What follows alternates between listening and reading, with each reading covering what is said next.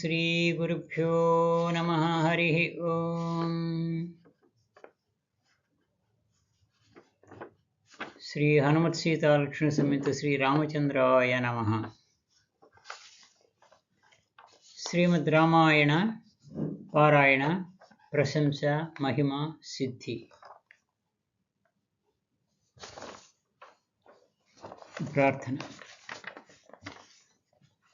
లక్ష్మీనాథ సమారంభాం నాథయామున మధ్యమాం అస్మదాచార్యపర్యంతాం వందే గురు పరంపరాం.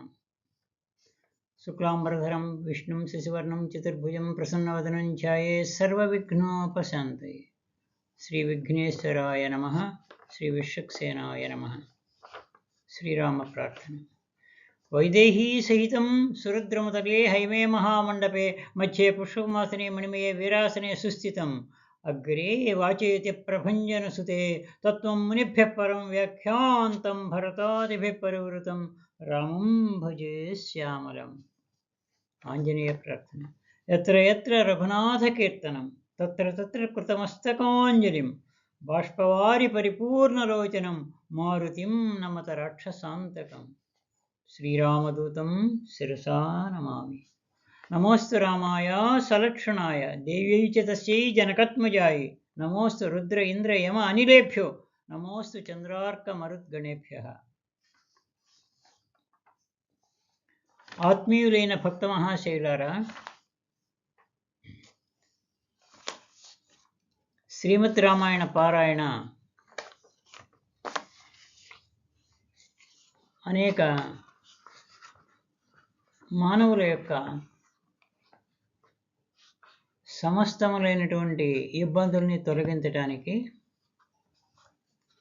కొన్ని రకాల పారాయణాన్ని ఋషులు చెప్తూ ఉన్నారు. ఇవన్నీ కూడా మనకి ఉమా సంహిత అనేటువంటి దాంట్లో ప్రమాణంగా చెప్పబడింది. అందులో ముఖ్యంగా మనం 20 సమస్యలకి పరిష్కారాలు చెప్పబడ్డాయి. మొదటగా ధర్మకార్యములు సిద్ధించుటకు అనేది ఒకటోది. రెండవది ధనలాభము కలగటానికి చేసేది. మూడవది వివాహం జరగటానికి చేసేది. నాలుగవది మోక్షప్రాప్తికి చేసే పారాయణ. ఐదవది సకల విధ రోగశాంతికి. ఆరవది భూత పిశాచ బాధల నివృత్తికి. ఏడవది చిత్తభ్రమ తొలగటానికి. ఎనిమిదవది దారిద్ర్య నివృత్తికి.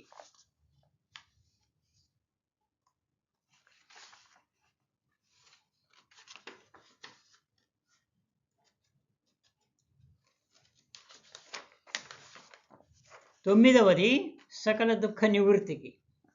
10 ఆపదను వారించటానికి. 11 బంధువు స్వస్థానం చేరుటకు. 12 దుస్వప్న దోషశాంతికి. 13 శ్రీరామ అపచార దోషశాంతికి. 14 జన్మాంతరమున సకల సౌఖ్య ప్రాప్తికి. 15 పుత్ర సంతాన ప్రాప్తికి. 16 సుఖ ప్రసవమునకు. 17 కారాగృహ భయ నివృత్తికి. 18 సంతానమునకు సద్బుద్ధి కలుగుటకు. 19 సకల అభీష్ట కార్యసిద్ధికి. 20వది రాజద్వారమున సర్వానుకూల కార్యసిద్ధికి. ఈ విధంగా 20 విషయముల మీద శ్రీమద్ రామాయణ పారాయణం చెప్పబడింది. ఇప్పుడు ఆ యొక్క విషయాలకి ఏ ఘట్టాలు, ఎన్ని రోజులు, ఏమేమి నైవేద్యాలు పెడుతూ చేయాలి అనే విషయం చెప్పబోతూ ఉన్నాం. ముందుగా ఒకటిది అయినటువంటి ధర్మకార్యములు సిద్ధించటానికి అనే దాంట్లో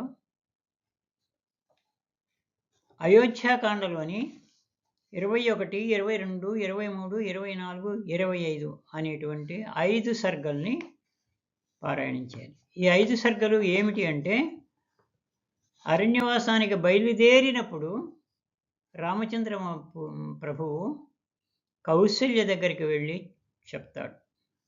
కౌసల్య రాముని యొక్క సంవాదం అనే ఘట్టం ఆ యొక్క 5 సర్గలలో చెప్పబడింది. దీన్ని ఉదయం కానీ లేదా మధ్యాహ్నం కానీ చదువుకోవచ్చు.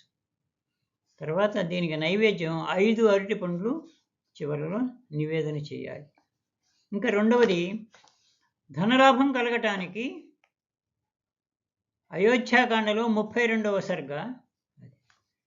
ఇది రాముడు అరణ్యవాసానికి పోతూ ఉన్నప్పుడు, నేను నా వస్తువులన్నీ దానం ఇస్తాను అనగానే సీతాదేవి కూడా తన వస్తువులు కూడా దానం ఇస్తానంటే, అప్పుడు ఆ యాత్రా దానం అనేటువంటి ఆ ఘట్టాన్ని మనం 40 రోజులు చదవాలి. ఉదయము, మధ్యాహ్నము, సాయంత్రము 3 పూటలు కూడా చదువుకోవాలి.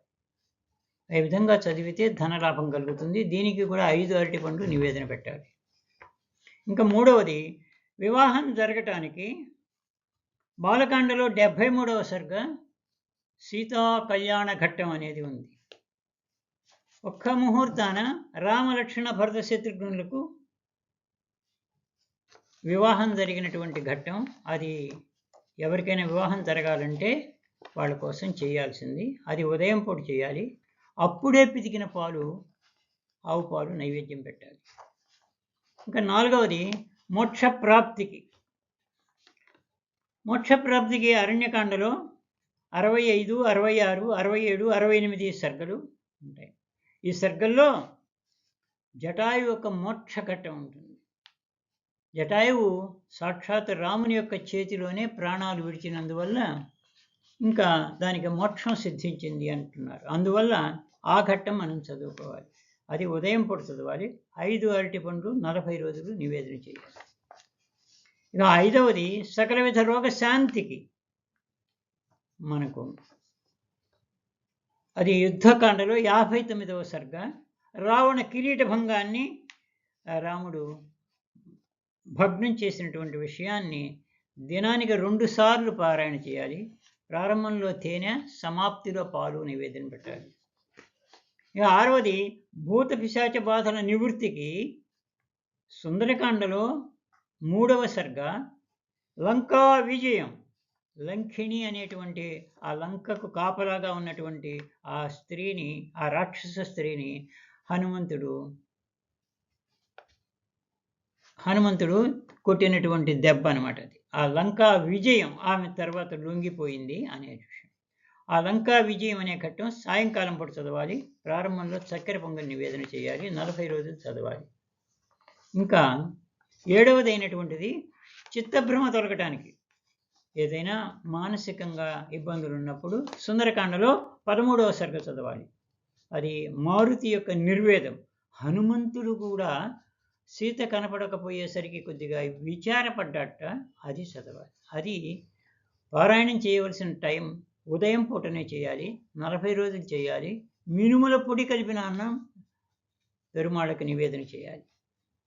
తర్వాత 8వది, దారిద్ర్య నివృత్తికి చేసేటువంటిది. అది సుందరకాండలో 15వ సర్గ హనుమత్కృత సీతా దర్శనం. హనుమంతుడు లంకకు వెళ్ళి సీతని చూసిన ఘట్టం. అది ఉదయం పూట చదవాలి. 40 రోజులు చదవాలి. 5 అరటి పండు నివేదన చేయాలి. ఇంకా 9వ ఘట్టం సకల దుఃఖ నివృత్తికి. అది యుద్ధకాండలో 116వ సర్గ చదవాలి. అదేమిటంటే సీతా ఆంజనేయ సంవాదం. ఆ తర్వాత దాన్ని కూడా ఉదయం పూట 40 రోజులు చదవాలి. 5 అరటి పండ్లు నివేదన చేయాలి. 10వది, ఆపదను వారించటానికి యుద్ధకాండలో 18, 19 సర్గలు చదవాలి. అదేంటంటే విభీషణ సంగ్రహం. విభీషణుడు రాముణ్ణి శరణు కోరినటువంటి విషయం అది చదువుకుంటే మనం ఆపదను వారిస్తాం. ఇది ఉదయం పూట చదవాలి. 40 రోజులు చదవాలి. ఆద్యంతములలో టెంకాయ నివేదన పెట్టాలి. 11వది, బంధువు స్వస్థానం చేరటానికి సుందరకాండలో 36వ సర్గ చదవాలి. అది అంగుళీయ ప్రదానం. రాముడు ఇచ్చినటువంటి ఉంగరాన్ని హనుమంతుడు సీతకు ఇస్తాడు. దాన్ని బట్టి సీత ఇతను రాముడు పంపగా వచ్చిన దూతని గుర్తుపడుతుంది. అటువంటి అంగుళీయ ప్రదానం అనేది మనం ఎక్కడైనా చదివితే బంధువు స్వస్థానం చేరతాడు, మళ్ళీ వస్తాడు మన ఇంటికి. అటువంటి ఉదయం సాయంత్రం చదవాలి. ఆద్యంతములలో పనస పండ్లు, మామిడి పండు నివేదన పెట్టాలి. ఇంకా 12వది, దుస్వప్న దోష శాంతికి. మనకు చెడు కళలు వచ్చేటప్పుడు సుందరకాండలో 27వ సర్గ త్రిజటా స్వప్న వృత్తాంతం. లంకానగరంలో సీత రాక్షసుల చెరలో ఉన్నప్పుడు త్రిజట అనేటువంటి ఒక రాక్షస్త్రీ తాను రాముడు ఏనుగు మీద వచ్చినట్టు ఆ విధమైనటువంటి కళని కన్నట్టుగా చెప్పింది. అటువంటి త్రిజా స్వప్న వృత్తాంతం ఉదయం 3 రోజులు చదవాలి, 40 రోజులు చదవాలి, 3 రోజులు చదవాలి, తర్వాత పంచదార నివేదన పెట్టాలి. 13వది శ్రీరామ అపచార దోష శాంతికి. ఏదైనా తప్పులు భగవంతుడి ఎదుట మనం తప్పులు ఉంటాయి కదా, ప్రతిరోజు క్షమించమని అడుగుతాం. అటువంటి దోష శాంతికి సుందరకాండలోనే 38వ సర్గ కాకానుగ్రహం. కాకాసుడు అనేటువంటి వాడు సీతని స్తనాల మీద పొడిచి ఉన్నప్పుడు రాముడు నిద్ర లేచి కాకి మీద బ్రహ్మాస్త్రం వేశాడు. అది రాముని యొక్క అపచార దోష శాంతికి. తర్వాత ఆ కాకి అనేక బ్రహ్మ మొదలైనటువంటి వాళ్ళందరి దగ్గరికి వెళ్ళి తిరిగి మళ్ళీ రాముడినే శరణు కోరమని వాళ్ళంటే రాముడి దగ్గరికి వచ్చి శరణు కోరుతుంది. ఈ ఘట్టం రామ అపచార దోష శాంతికి చదవలసింది. ఉదయం పూట చదవాలి, 40 రోజులు చదవాలి, 5 అరటిపండ్లు నివేదన చేయాలి. ఇంకా 14వది జన్మాంతరమున సకల సౌఖ్య ప్రాప్తికి. అది యుద్ధకాండలో 131వ సర్గ శ్రీరామ పట్టాభిషేకం. ఇది మనకి కైవల్యం, మోక్షం దాన్ని అనుగ్రహిస్తుంది. ఇటువంటి శ్రీరామ పట్టాభిషేకం ఘట్టం ఈ ఉదయమున చదవాలి. ఇది 1 నెల రోజులు చదివితే చాలు. పెసరపప్పు చేర్చినటువంటి ఉప్పు పొంగలి నైవేద్యం పెట్టాలి. ఇక 15వది పుత్ర సంతాన ప్రాప్తికి. బాలకాండలో 15-16 సర్గలు పుత్రకామేష్టి అనేటువంటి దశరథ మహారాజు చేసిన యజ్ఞం, రాముడు, లక్ష్మణుడు, భరత శత్రుఘ్నుడు పుట్టినటువంటి ఘట్టం. అది ఉదయం పూట 20 రోజులు చదవాలి. నెయ్యి కలిపినటువంటి పాయసం నివేదన చేయాలి. ఇక 16వది సుఖ ప్రసవానికి. బాలకాండలో 18వ సర్గ శ్రీరామ అవతారం. ఎవరైనా గర్భిణీ స్త్రీలు సుఖంగా ప్రసవించాలంటే ఈ ఘట్టం చదివి వాళ్ళకి ఆ తీర్థం ఇవ్వాలి. అది గర్భిణీకి వినపడినట్లు కూడా చదవాలి. ఆ సమయమునకు దొరికిన నివేదన వస్తువు ఏదైనా పెట్టవచ్చు అన్నారు. ఇది కూడా మనం అప్పటికప్పుడు చేసేది. తర్వాత 17వది కారాగృహ భయ నివృత్తికి. యుద్ధకాండలో 117వ సర్గ చదవాలి. ఇది సీతానయనం అంటే ఏంటి? సీతని రావణాసుడి యొక్క చెరలో ఉన్నటువంటి సీతని యుద్ధం తర్వాత రాముడు తీసుకుని రమ్మంటాడు. అది సీతారాములు కలిసినప్పుడు సీత రాముడిని చూసిన ఘట్టం. అది ఉదయం పూట చదవాలి. అది 40 రోజులు చదవాలి. దానివల్ల కారాగృహ భయ నివృత్తి జరుగుతుంది. ఏదైనా మధుర వస్తువు, ఏవైనా తీపి వస్తువు పెట్టవచ్చు. ఇక 18వది సంతానమునకు సద్బుద్ధి కలుగుటకు. మన పిల్లలు మంచి బుద్ధి కలిగిన వాళ్ళు అవ్వాలి అంటే అయోధ్యకాండలో 1-2 సర్గలు శ్రీరామ గుణవర్ణనం. పట్టాభిషేకానికి ముందుగా దశరథ మహారాజు ప్రజలందరితో ఆలోచిస్తూ ఉంటాడు. అప్పుడు ప్రజలందరూ కూడా రాముడే మాకు రాజుగా ఉండాలని కోరుతూ ఉంటాడు. రాముడి యొక్క గుణగణాలు అందులో వర్ణిస్తారు. అవి చదువుకుంటే మన పిల్లలు కూడా బుద్ధిమంతులు అవుతారు. అందుకు అది ఉదయం పూట చదవాలి, 40 రోజులు చదవాలి, 5 అరటిపండ్లు ప్రతిరోజు నివేదన పెట్టాలి. ఇంకా 19వది సకల అభీష్ట కార్యసిద్ధికి. అసలు ఏ పనైనా అనుకుంటే నిర్విఘ్నంగా జరిగిపోవటానికి బాలకాండలో 75-76 సర్గలు. అది భార్గవ విజయం. అదేమిటంటే పరశురాముడు రామలక్ష్మణ భరత శత్రువులు వివాహం చేసుకొని వస్తూ ఉంటే ఎదురుపడి, ఏమి రామా, నువ్వు శివధనుస్సును ఎక్కుపెట్టావని తెలిసింది, సీతని చేపట్టావని తెలిసింది. సంతోషమే, నువ్వు చాలా పరాక్రమవంతుడివే, వీరుడివే. ఇదిగో నా దగ్గర విష్ణు ధనుస్సు ఉంది, దీన్ని ఎక్కుపెట్టు అని అడుగుతాడు.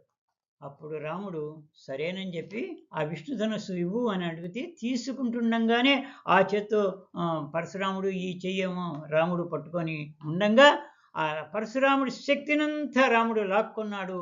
దానివల్ల పరశురాముడు గ్రహించాడు, అబ్బో ఈ విష్ణు ధనుస్సుని ఈ విధంగా ఆకర్షించినటువంటి వాడు సాక్షాత్ నారాయణమూర్తి రాముడిగా అవతరించాడు అని తెలుసుకొని, రామ ఇక నేను తపస్సు చేసుకోవడానికి వెళ్ళిపోతున్నాను అని చెప్పాడు. అది భార్గవ విజయం అంటారు. ఆ ఘట్టాన్ని ఉదయం పూట 40 రోజులు చదవాలి. అది అన్ని పనుల్ని నెరవేర్చి పెడుతుంది. సకల అభీష్టకారి. అది దీనికి పాయసం, అప్పాలు పెట్టాలి. ఆ తర్వాత 20వది చివరిది రాజద్వారమున సర్వానుకూల కార్యసిద్ధికి. మనం ఎవరైనా కానీ ఏదైనా ఒక ఉద్యోగం లేక ఒక మంచి పని అట్లాంటిది కోరుకుంటున్నప్పుడు ఆ ఉద్యోగం కానీ ఆ పని కానీ రావాలి అంటే అయోధ్యాకాండలో 100వ సర్గం ఉంటుంది. అది శ్రీరామునిచే భరతునికి రాజధర్మ ఉపదేశం చేసినటువంటి ఘట్టం. రాముడు అరణ్యవాసంలో ఉన్నప్పుడు భరతుడు వచ్చి, అన్నా పట్టాభిషేకం నువ్వు జరుపుకోవాలి, నేను కాదు, నేను చిన్నవాడిని, నువ్వే పెద్దవాడివి అని చెప్పి అంటే, రాముడు అట్లా కాదు, నేను వనవాసానికి 14 ఏళ్ళు ఉండటానికి నాన్నగారికి మాట ఇచ్చి వచ్చాను కనుక నేను ఇలా వనవాసమే చేస్తానంటే, అన్న అట్లయితే నీ పాదుకల్ని ఇస్తే అవి తీసుకెళ్ళి నేను పీఠం మీద పెట్టి నేను రాముడే రాజ్యం వెళ్తున్నాడు అని చూపిస్తానన్నాడు. సరే, నేను పాదుకలు ఇచ్చిన తర్వాత, అన్న నాకు అక్కడ రాజధర్మాలు తెలియదు, నేను ఎప్పుడు తెలుసుకోలేదు, కాబట్టి నాకు అది కూడా చేత కాదన్న అంటే, అప్పుడు తన తొడ మీద కూర్చోబెట్టుకొని రాముడు రాజధర్మాలు ఉపదేశం చేసిన ఘట్టం చదువుకుంటే మనకు ఎక్కడైనా ప్రభుత్వంలో కానీ ప్రైవేట్లో కానీ ఎక్కడైనా ఉద్యోగాలు రావాలన్నా ఏదైనా ఒక పని దొరకాలన్నా ఆ విధంగా దానికి దొరకపడుతుంది రాజధర్మాలు. అది ఉదయం పూట 40 రోజులు చదువుకోవాలి, ప్రతిరోజు 5 అరటిపండ్లు నివేదన చేయాలి. ఈ విధంగా 20 సమస్యలకు పరిష్కారాలు రామాయణంలో సూచించబడి ఉన్నాయి. ఇవన్నీ కూడా మీకు ఒక్కొక్కటి రాబోయేటువంటి యూట్యూబ్ ఛానల్ ద్వారా మీకు వినిపింప చేస్తాము. స్వస్తి ప్రజాభ్య పరిపాలయంతాం న్యాయేణ మార్గేణ మహిమహీషా గో బ్రాహ్మణేభ్య శుభమస్తు నిత్యం. లోకా సమస్తా సుఖినో భవంతు. సర్వే జనా సమస్తా సుఖినో భవంతు. శ్రీరామ రక్ష. శాంతి శుభం ప్రాప్తిరస్సు. భగవత్ కృపా కరుణా కటాక్షించాస్తు.